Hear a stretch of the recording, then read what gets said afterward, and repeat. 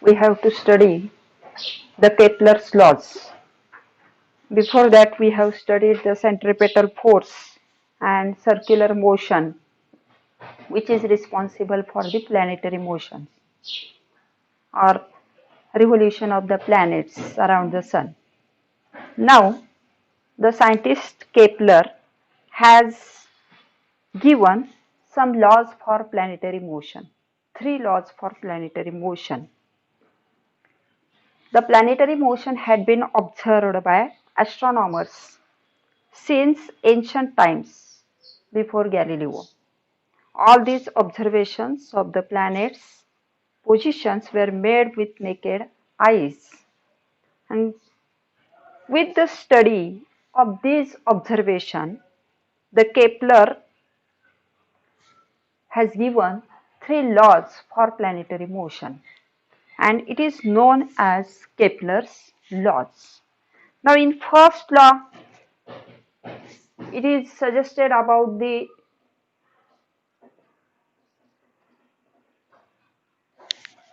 revolution of the planet in elliptical orbit.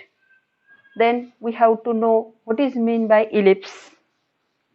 It is the figure we can obtain when a cone is cut by an inclined plane. Suppose this cone is cut by one inclined plane, then we will get a curve. That curve is known as ellipse. It has two foci. F1 is one focus, F2 is another focus. Now geometrically this curve, it is described as like that. The sum of distances to these two focus from every point on this curve is always equal. Now suppose A and B are 2 points on this curve. Then sum of the distance to these points, the sum of the distances to these focal points from the points A and B, these are given as, suppose the distance of A to F1 and distance of A to F2, then sum is written as A F1 plus A F2. Sum of these points, sum of the distances to these focal points, it is always equal for any points on this curve. B is another point on this curve, then the sum of distance of point B to focus F1 and focus F2, it is given as B F1 plus B F2, and these are always same. Such curve is known as ellipse. Such curve is known as ellipse. केप्लरनं पहिल्या नियमामध्ये ग्रहांच्या गतीविषयक पहिल्या नियमामध्ये ग्रहांची गती ही elliptical orbit मध्ये आहे असं सांगितलेलं आहे. मग ellipse म्हणजे काय, तर इलिप्स ही एक भौमितिक आकृती आहे. तो एक कर्व आहे. हा कर्व कसा मिळतो, तर एखाद्या शंकूमधून एखादं प्रतल तिरक नेलं की आपल्याला जो कर्व मिळतो, वक्राकार मिळतो, त्याला इलिप्स असं म्हणतात. आणि जॉमेट्रिकली भौमितिक दृष्ट्या हा इलिप्स समजावून सांगायचा झाला तर कसं सांगायचा, तर ह्या कर्व वरचे कुठल्याही बिंदूपासून त्या फोकस पर्यंतच्या दोन्ही फोकस पर्यंतच्या अंतराची जी बेरीज असते ती बेरीज नेहमी समान असते. समजा या कर्व वरती ए आणि बी हे दोन कोणतेही बिंदू आहेत, F1 F2 हे त्याचे नाभिय बिंदू म्हणजे फोकस आहेत. आता ए पासून या दोन्ही फोकसचं अंतर AF1 आणि AF2, तसंच बी पासून या दोन्ही फोकस पर्यंतच्या अंतराची बेरीज BF1 अधिक BF2. तर ही बेरीज नेहमीच समान असते. तुम्ही सी एखादा बिंदू घेतला तर CF1 अधिक CF2 ही बेरीज सुद्धा या बेरजांशी समान येईल. आणि असं दर्शवणारा कर्व म्हणजेच इलिप्स असं म्हटलं जातं. आणि न्यूटननं पहिला नियम जो सांगितलेला आहे त्याच्यामध्ये ग्रहांच्या गती हा इलिप्टिकल ऑर्बिट इलिप्सच्या रचनेमध्ये असतात, इलिप्सच्या आकारात असतात, या पद्धतीने सांगितलेलं आहे. The scientist Kepler he has given 3 laws for planetary motion. The first law is that the orbit of a planet is an ellipse. The orbit of a planet is an ellipse and with the sun at one of the foci. Suppose these are two focus F1 and F2, then sun is situated at one of the focus. Suppose P is the planet and this S is the sun. The first law is that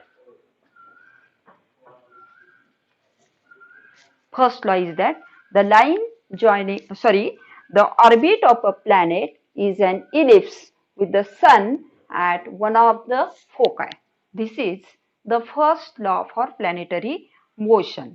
म्हणजे ग्रहांच्या कक्षा या कशा असतात, लंबवर्तुळाकार असतात की ज्याच्यामध्ये सूर्य हा त्याच्या एका नाभीवर असतो, या पद्धतीने सांगितलेलं आहे.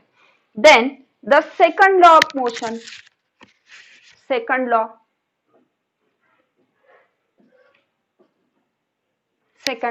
In this second law, the Kepler has given the second law for planetary motion such that the line joining the planet and the sun sweeps equal areas in equal interval of times. Suppose this planet P, it is at point A. In some time interval, it covers some distance up to point B. Then line joining the planet, when this line joins to the sun and the planet, SA and BS. Then another in same interval, suppose these planets come to the point C. Then in the same time interval, it covers the distance up to D. Then CS is the line joining the planet and the sun. DS is the line joining the planet and the sun. Then in this revolution of the planet around the sun, suppose after some time it comes to point E. Then in the same time interval it covers up to F. Then ES and FS. These are the line joining the planet and the sun. The law states that the line joining the planets and the sun sweeps equal areas in equal intervals of time. This means that the area ASB area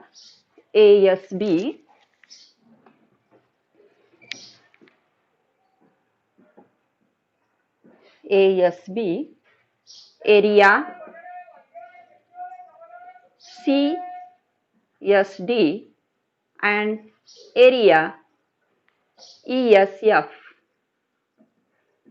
these are always equal because these are area swept by the planet in equal time intervals. The law states that the line joining the planets and the sun, the line joining the planet and the sun sweeps equal areas in equal intervals of time. म्हणजे समान कालावधीत ग्रह समान क्षेत्रफळ व्यापन करतो.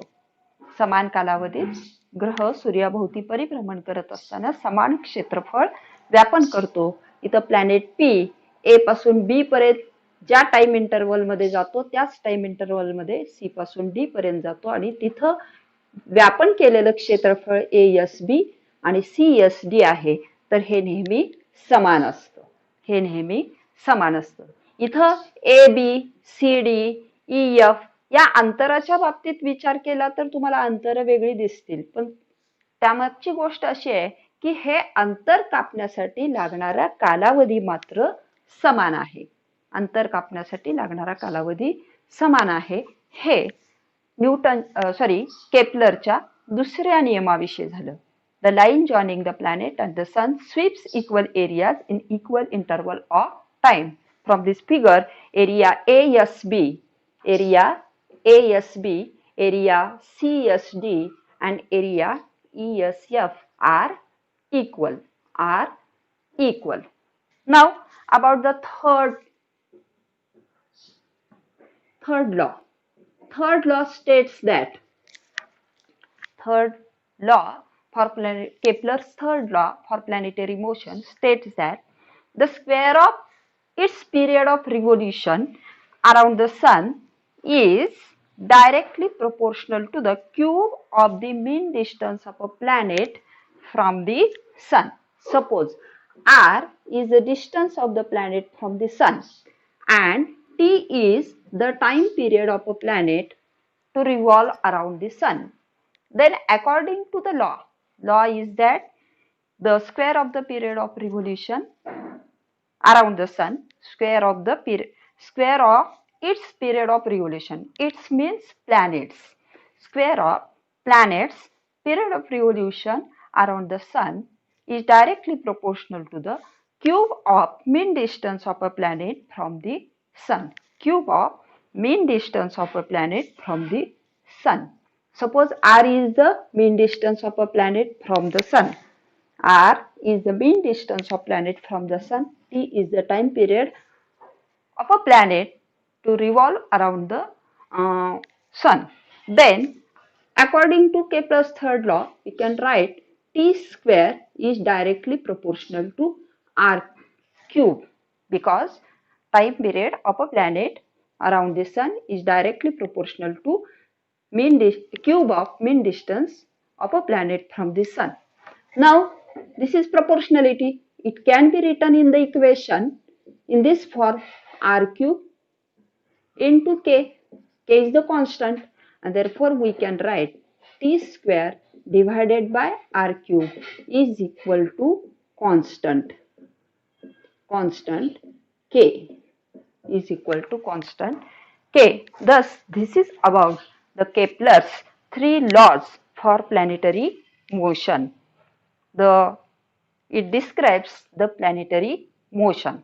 Now again we can see these laws. आता हे केपलरनं दिलेले ग्रहांच्या गतीविषयक 3 नियम आहेत. हे नियम पुन्हा एकदा तुम्ही. Kepler's laws. Planetary motion had been observed by astronomers since ancient times. Before Galileo, all observations of the planet's position were made by the naked eyes. By the 16th century, a lot of data were available about planetary positions and motion. Johannes Kepler studied these data. He noticed that the motion of planets follows certain laws. He stated 3 laws describing planetary motion. These are known as Kepler's laws. Do you know? An ellipse is the curve obtained when a cone is cut by an inclined plane. It has 2 focal points. The sum of the distances to the 2 focal points from every point on the curve is constant. F1 and F2 are 2 focal points of the ellipse shown in the figure. If A, B and C are 3 points on the ellipse, then AF1 plus AF2 is equal to BF1 plus BF2 is equal to CF1 plus CF2. Kepler's first law. The orbit of a plane is an ellipse with the sun at one of the foci. The figure shows the elliptical orbit of a planet revolving around the sun. The position of the sun is indicated by S. Kepler's second law. The line joining the planet and the sun sweeps equal areas in equal intervals of time. AB and CD are distances covered by the planet in equal time, that is, after equal intervals of time, the positions of the planet starting from A and C are shown by B and D respectively. The straight lines AS and CS sweep equal area in equal intervals of time, that is, area ASB and CSD are equal. Kepler's third law. The square of its period of revolution around the Sun is directly proportional to the cube of the mean distance of a planet from the Sun. Thus, if r is the average distance of the planet from the Sun and t is its period of revolution, then t square proportional to r cube, that is, t square upon r cube constant is equal to k. Equation 1. Kepler obtained these laws simply from the study of the positions of planets obtained by regular observations. He had no explanation as to why planets obey these laws. We will see below how these helped Newton in the formulation of his theory of gravitation. Use your brain power. If the area ESF in the figure is equal to the area ASB, what will you infer about EF? Answer. According to Kepler's second law, the line joining the planet and the Sun sweeps equal areas in equal intervals of time. Hence, the time taken to cover the distance between E and F will be equal to the time taken to cover the distance between A and B. Introduction. आता याच्यानंतर आपल्याला न्यूटन्सचा गुरुत्वाकर्षणाचा सिद्धांत अभ्यासायचा आहे. The scientist Kepler had given the laws for planetary motion. These laws helped to Newton to formulate his theory of gravitation. According to the consideration including the Kepler's laws, the Newton formulated the law for gravitation. This law is called Newton's universal law of gravitation. The law states that every object in the universe attracts every other object with a force. Suppose this force is given by letter F.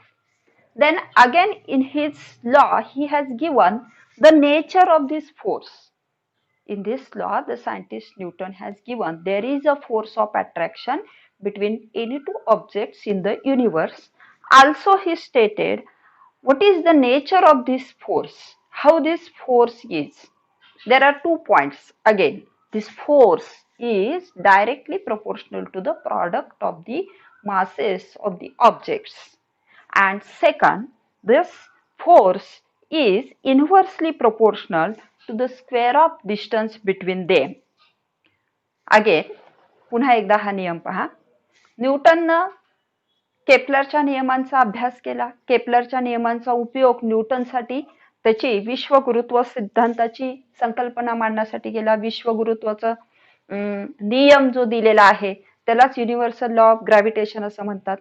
Universal law of gravitation हा काय सांगतो तर याच्यामध्ये विश्वातल्या कोणत्याही दोन वस्तूंमध्ये जे आकर्षण बल आहे किंवा विश्वातली प्रत्येक वस्तू इतर प्रत्येक वस्तूला आकर्षित करत असते आणि हे आकर्षण करणारं बल जे आहे ते एकमेकांना आकर्षित करणाऱ्या वस्तूंच्या वस्तुमानांच्या गुणाकाराशी समानुपाती आहे.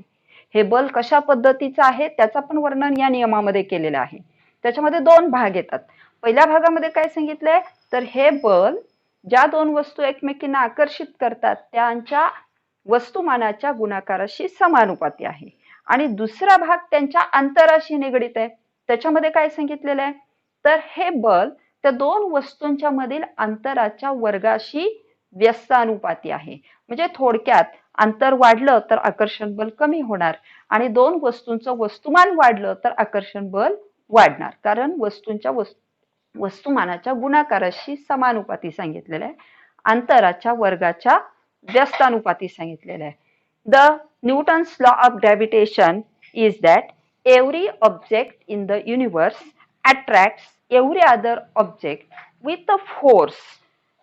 This force is directly proportional to the product of masses of the two objects and inversely proportional to the inversely proportional to the square of the distance between them. Now we have to study this law, and the scientist Newton again formulated this law. With the help of this law we can formulate the force of attraction between any two objects. या नियमाच्या मदतीनं दोन वस्तूंच्या मध्ये किती आकर्षण बल आहे त्याचा आपण फॉर्म्युला मांडू शकतो, किंवा त्या फॉर्म्युल्याच्या मदतीनं आपण दोन ग्रहांच्या दोन वस्तूंच्या विश्वातल्या कुठल्याही दोन वस्तूंच्या मध्ये किती आकर्षण बल आहे ते कॅल्क्युलेट करू शकतो. आणि त्याचं फॉर्म्युलेशन आपल्याला पुस्तकामध्ये दिलेलं आहे.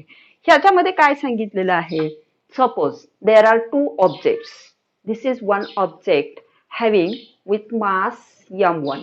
Suppose this is one object, it has mass m1.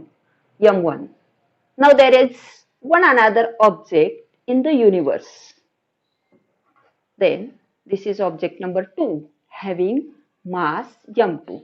According to Newton's law of gravitation, there is a force of attraction in between these two objects. न्यूटनच्या गुरुत्वाकर्षणाच्या नियमानुसार या दोन वस्तूंमध्ये आकर्षण बल आहे, आणि सेंट्रिपेटल फोर्सच्या कन्सेप्टनुसार या दोन वस्तू एकमेकींना स्वतःच्या केंद्राकडे आकर्षित करतात. म्हणजे m1 ही वस्तू एक नंबरची वस्तू दोन नंबरच्या वस्तूला स्वतःच्या केंद्राकडे आकर्षित करते. त्याच वेळी दोन नंबरची वस्तू ही एक नंबरच्या वस्तूला स्वतःच्या केंद्राकडे आकर्षित करते.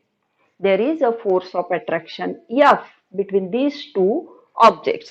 These objects are separated by distance d. These objects are separated by distance d. Then, according to Newton's law of gravitation, we can write this force by letter F. Now, it has given F is directly proportional to product of their masses. F is directly proportional to m1, m2. By using this figure, we can write this law in a mathematical form. ह्या आकृतीच्या सहाय्यानं हाच नियम आपण गणिती भाषेत मांडूया की जेणेकरून आपल्याला सूत्र तयार होईल. त्याच्यामध्ये काय सांगितलंय, हे बल वस्तूंच्या वस्तुमानाच्या गुणाकाराशी समानुपाती आहे. Now the second, F is inversely proportional to square of distance between them. आता suppose there is d is the distance between them, then we can write F is inversely proportional to d square, and this is written mathematically as F is proportionality sign 1 upon d square. म्हणजे हे बल अंतराच्या वर्गाच्या व्यस्तानुपाती आहे, आणि ते गणिती भाषेत आपण या पद्धतीने मांडतो. If we combine both these sentences, then we can write them as F is proportional to m1, m2 divided by d square. Now, if we write this proportionality in the form of equation, then we can write F is equal to g m1, m2 divided by d square. G is the constant of proportionality, and this G is called a gravitational constant. The G is called gravitational constant, and we thus formulated the force of attraction between any two objects in the universe by G m1 m2 divided by d square. The value of G is same for all the objects in the universe. The scientist has given the value of G is equal to 6.673 newton metre square per kg square. आता ह्या G चा आपण स्वतंत्र अभ्यास करणार आहे. याच्यामध्ये आपल्याला असा फॉर्म्युला मिळाला, F is equal to G m1 m2 divided by d square. मास, दोन वस्तूंचं मास आपल्याला माहिती आहे, दोन वस्तूंमधलं अंतर माहिती आहे, जी म्हणजे गुरुत्व स्थिरांक हा विश्वातल्या सर्व वस्तूंसाठी समान आहे, म्हणून याला विश्व गुरुत्व स्थिरांक असं पण म्हणतात. युनिव्हर्सल ग्रॅव्हिटेशनल कॉन्स्टंट त्याची किंमत 6.673 न्यूटन मीटर वर्ग पर केजी वर्ग अशी आहे. आणि मग ही किंमत वापरून दोन वस्तूंचं वस्तुमान आणि त्यांच्यातला अंतर ह्या किमती आपण वापरल्या तर आपल्याला विश्वातल्या कोणत्याही दोन वस्तूमधलं गुरुत्वाकर्षण बल किती आहे हे फॉर्म्युलेट आपण करू शकतो किंवा हे कॅल्क्युलेट करू शकतो. तर आता त्यामुळेच न्यूटनच्या गुरुत्वाकर्षण सिद्धांताला महत्व प्राप्त झालेलं आहे. शिवाय न्यूटनच्या गुरुत्वाकर्षण सिद्धांतामुळे आपल्याला चंद्राची पृथ्वीभोवतीची गती, सगळ्या ग्रहांची सूर्याभोवतीची गती, भरती ओटीची कारणं हे सुद्धा माहीत झालं. म्हणून न्यूटनचा gravitational law, Newton's universal law of gravitation, it has very much importance because he formulated the force of gravitation between any two objects. Due to this universal law of gravitation, we know about the motion of the moon around the earth, motion of all the planets around the sun, and what is the reason for high tide and low tide. This is due to the Newton's universal law of gravitation we can understand, and therefore the Newton's law of gravitation has very much importance. This is about the Newton's law of gravitation. In next lecture, we will study about the gravitational constant, and again we will solve some examples. In these examples, we can calculate the force of gravitation between given any two objects. Now, I will stop here.